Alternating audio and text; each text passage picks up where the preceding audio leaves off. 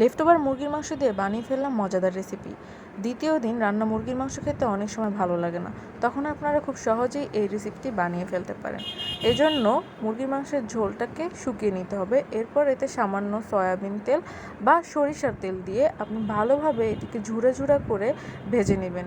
আমি এই যে ভেজে নিয়েছি, এরপর এতে অ্যাড করেছি কাঁচা পেঁয়াজ। জিনিসটা যেহেতু ভাজা ভাজা, তাই অনেক বেশি কাঁচা পেঁয়াজ ব্যবহার করলে খাবারের টেস্টটা অনেক ভালো লাগে খেতে। এর সাথে লবণ দিয়ে আমি ভালো করে মাখিয়ে নিচ্ছি। এটা খেতে খুবই সুস্বাদু। আপনারা চাইলে এই ঝুরা মাংসটা অন্য রেসিপিতেও ব্যবহার করতে পারেন, তবে আমি আজকে ভর্তা বানিয়ে দেখাচ্ছি। এটি দিয়ে আপনারা বার্গারের মধ্যে টপিংস দিতে পারেন বা পুরির মধ্যেও টপিংস দিতে পারেন। পেঁয়াজটা ভালো করে লবণ দিয়ে চটকে নিয়ে এখন আমি কয়েকটা ভাজা রসুন এর সাথে চটকে নিচ্ছি।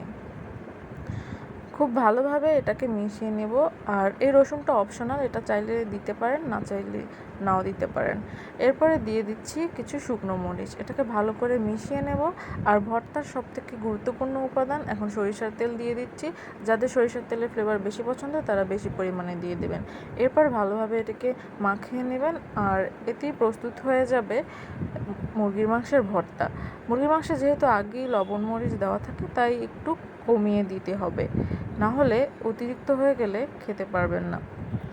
এটা বানাতে বেশিক্ষণ লাগে না। এটা ভাজার সময় মাত্র 2 থেকে 3 মিনিট ভাজলেই একদম মচমচে হয়ে যায়।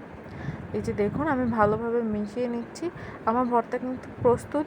গরম ভাতের সাথে এই ভর্তাটা খেতে খুবই সুস্বাদু লাগবে। আশা করি আপনাদের ভিডিওটা ভালো লেগেছে।